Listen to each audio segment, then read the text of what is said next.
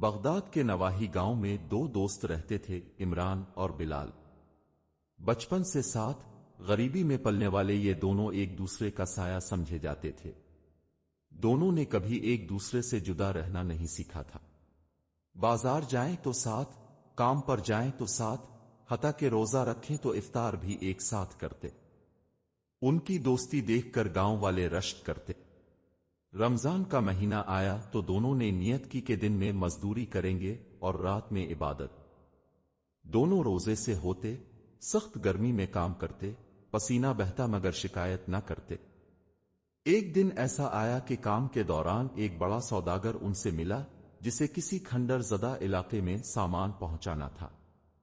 سوداگر نے انہیں ایک تھیلا دیا اور کہا، یہ قیمتی مال ہے، شہر سے دور مقام تک لے جانا ہے۔ ان دونوں نے مال قبول کیا اور دن کے وقت ہی روانہ ہو گئے۔ سفر طویل تھا، دھوپ سخت اور پانی کم۔ دونوں روزے سے تھے اور پیاس شدت اختیار کرتی جا رہی تھی۔ ان کے پاس صرف ایک پانی کی چھوٹی مشکیزہ تھی، اور یہیں سے ان کی دوستی کا اصل امتحان شروع ہوا۔ سورج سروں پر آگ برسا رہا تھا، گرد و غبار سے راستہ دھندلا چکا تھا، اور دونوں دوست روزے کی حالت میں وہ قیمتی سامان اٹھائے سفر کر رہے تھے۔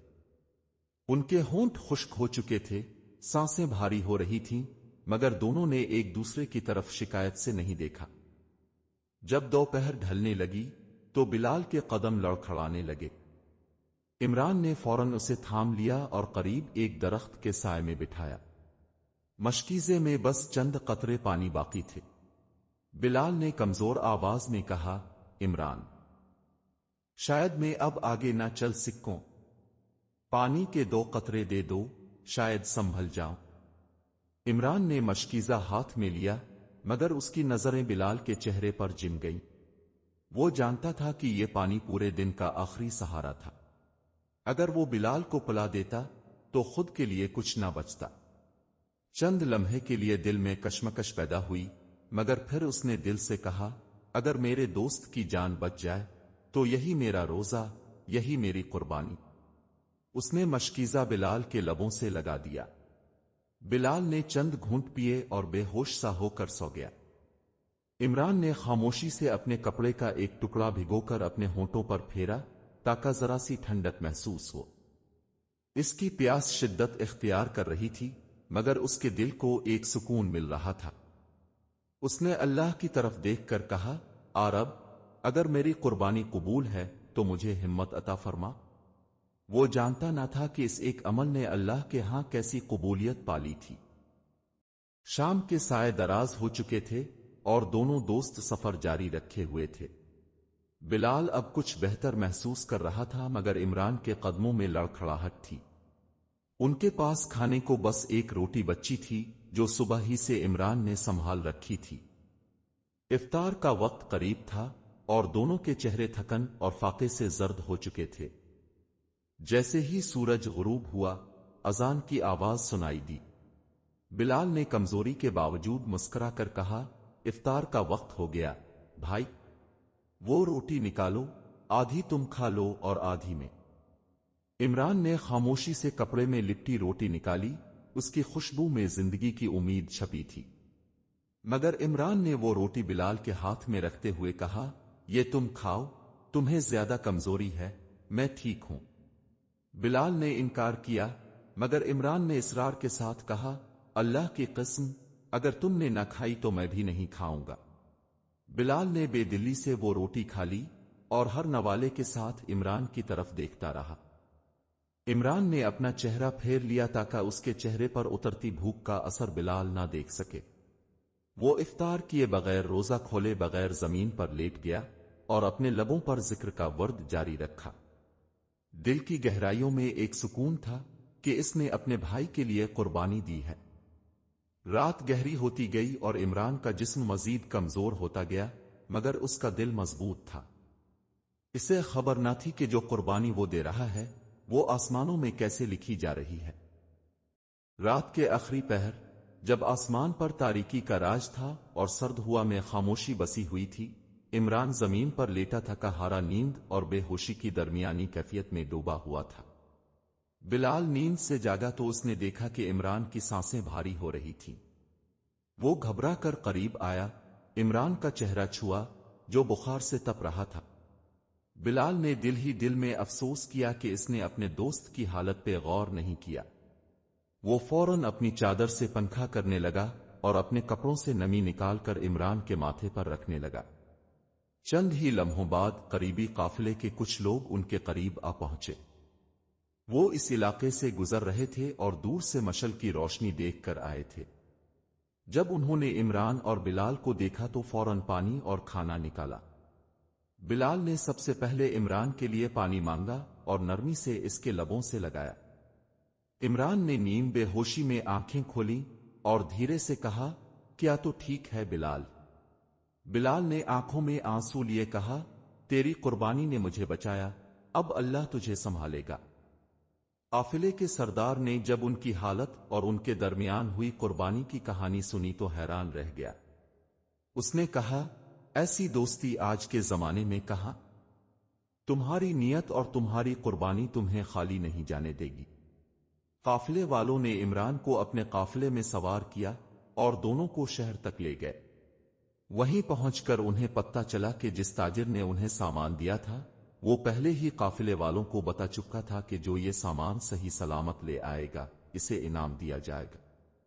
اب اللہ کا کرم یہ ہوا کہ وہ انعام صرف ایک کے لیے تھا، مگر تاجر نے جب عمران کی قربانی کی بات سنی تو بولا، اس انعام کے اصل حقدار تم دونوں ہو، اور اگر ایک چپ رہ کر دوسرے کے لیے بھوکا پیاسا رہ سکتا ہے تو ایسا شخص میرے قافلے کا سردار بننے کے قابل ہے۔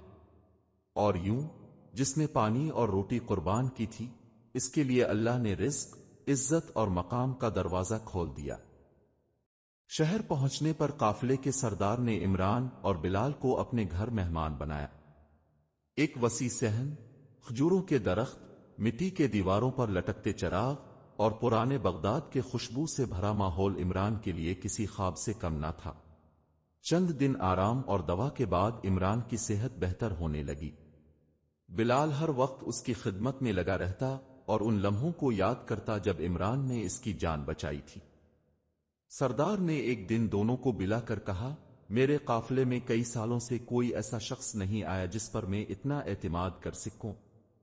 عمران، تمہاری قربانی تمہیں وہاں پہنچا رہی ہے جہاں دولت سے نہیں بلکہ کردار سے پہنچا جا سکتا ہے۔ اس نے عمران کو قافلے کی نگرانی کی پیشکش کی اور بلال کو حساب کتاب کی ذمہ داری دی۔ عمران نے کہا، میں صرف اس شرط پر قبول کروں گا کہ بلال میرے ساتھ ہوگا، کیونکہ جس کا ساتھ مشکل میں کام آئے وہی اصل ساتھی ہوتا ہے۔ سردار مسکرایا اور کہا، اللہ نے تم دونوں کو ایک دوسرے کا انعام بنا دیا ہے۔